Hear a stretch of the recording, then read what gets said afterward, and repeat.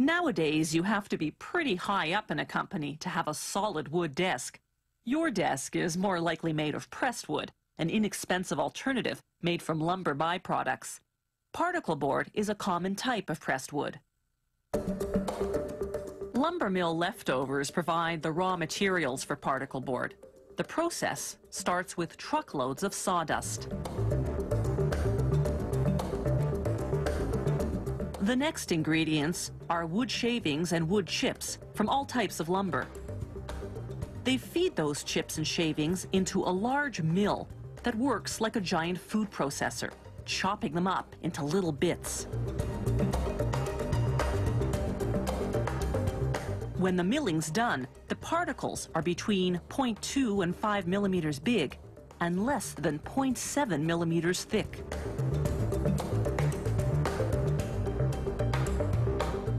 To make the humidity level uniform, they put the particles into giant dryers whose combustion chambers are fueled by leftover dust from the chopping mill. After 15 to 25 minutes, the humidity level drops to 1.5%. From here, they'll send the dried out particles to a screening machine, which will separate them by size. Pieces too big for particle board are fed through the mill again. Sawdust becomes fuel for the dryers. Larger particles go into the rougher core layer of the particle board, smaller pieces into the smoother surface layer.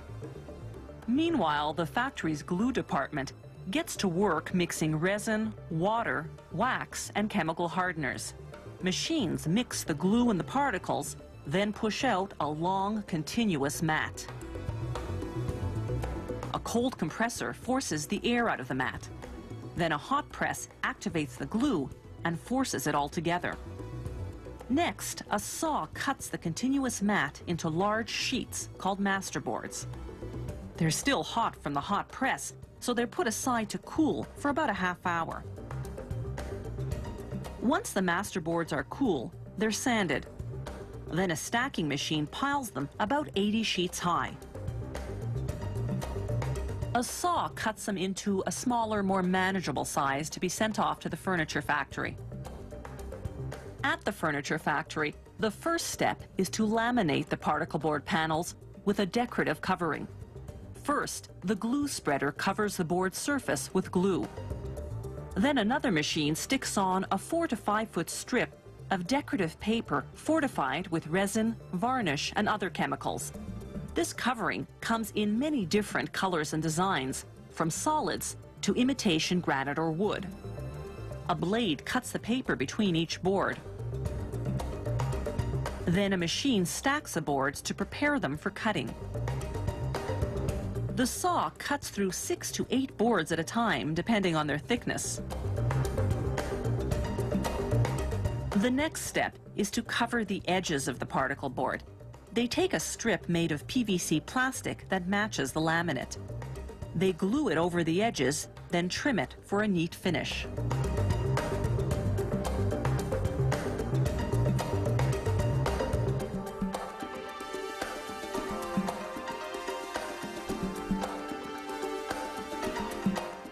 Next, they prepare the pieces for assembly. A multiple head drill makes screw holes in the panels. Meanwhile, they prepare the bag of hardware. There's a separate bin for each screw, nut, bolt, and connector. The machines count out the exact number of hardware each piece of furniture requires. Then the hardware is automatically bagged and weighed to make sure nothing's missing. Every so often, a worker assembles a sample to make sure everything fits together properly. If it does, production continues and they can proceed to packaging. They put together the particle boards for each piece of furniture. Add the hardware bag and instruction booklet, then seal everything in plastic film. From here, it goes into a box to be shipped to the store.